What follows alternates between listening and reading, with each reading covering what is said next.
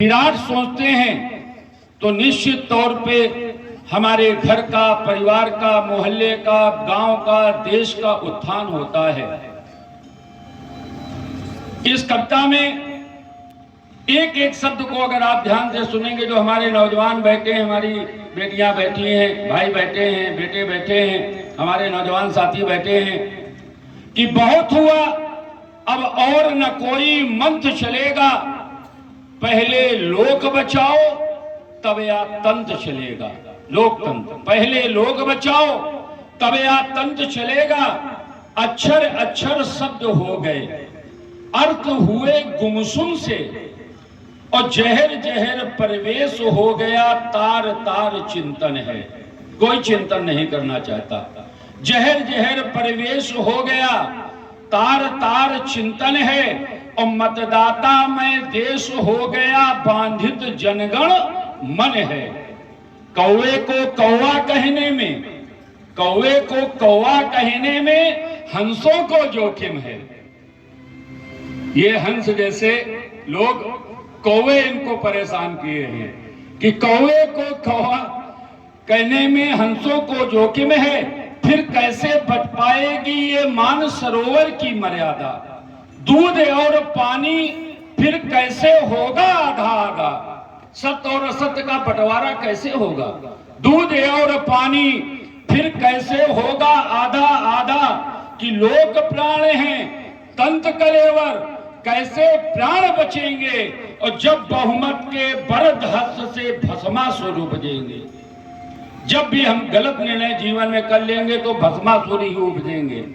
जब बहुमत के बरद हस्त से भस्मासुर उपजेंगे, बतलाओ तब कौन मोहिनी मंत्र चलेगा।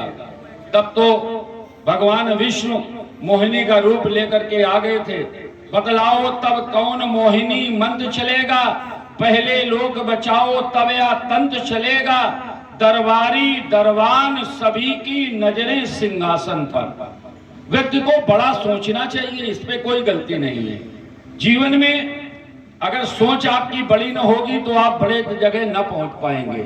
लेकिन समस्या कहां है कि सारे संज्ञाहीन विशेषण पाने को है आतुर।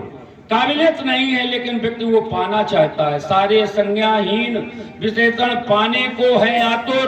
जहां स्वार्थ का और लोभ का कुंभकर्ण सोता है, उस नगरी का राजा केवल रावण ही होता है। वाह वाह वाह वाह। जिस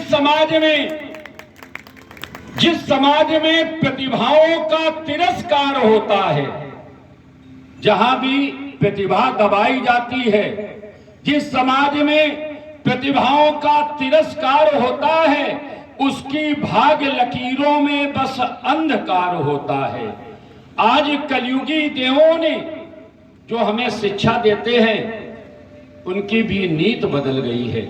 आज कलयुगी देवों ने फिर से वाक्यत्व किया है और नैतिकता की सुघर अहिल्या को अपवित्र किया है। करने क्या याचना राम की, फिर कौशिक सा संत चलेगा। तब तो विश्वामित्र राम को लेने आए थे और लेकर के चले थे। भगवान राम ने कहा था कि निश्चरहीन करो मैं, और भुज उठाए प्रणकीन, और सकल मुनन के आश्रमई जाहि जाहि सुख दीन। तो करने क्या याचना राम की, फिर कौशिक सा संत चलेगा। पहले लोक बचाओ तब या तंत्र चलेगा। इस कविता की आखिरी कि हमने स्वयं विषम स्थितियों का निर्माण किया है। जीवन में व्यक्ति कहता है मैं बहुत दुख है, कहीं दुख नहीं है। जब जब भी आप गलत दिशा में चलते हैं, चिंतन आपका गलत होता है, तो आपको दुख के अलावा कुछ नहीं मिल सकता है। हमने स्वयं विषम स्थितियों का निर्माण किया है, और तब तब संकट आया जब सत्य नकार दिया है। वैचारिक समुद्र मंथन हर पल चलता रहता है। विचारों का प्रवाह हर व्यक्ति के मन में निरंतर चलता है, लेकिन वो विचार कैसा है, वो सात्विक है कि गड़बड़ वाला है। वैचारिक समुद्र मंथन हर पल चलता रहता है, और देव तनुज का दंड मनुज मन में पलता रहता है। आज व्यक्ति चाहता क्या है सुरा सुंदरी रत्न और अमृत के सब ग्राहक हैं। सुरा सुंदरी रत्न और अमृत के सब ग्राहक हैं और एन केन विद सभी स्वार्थ लिप्सा के संवाद हैं। जग के खातिर जिया किंतु उसे महत्व मिला है जो जितना दिखावा करेगा।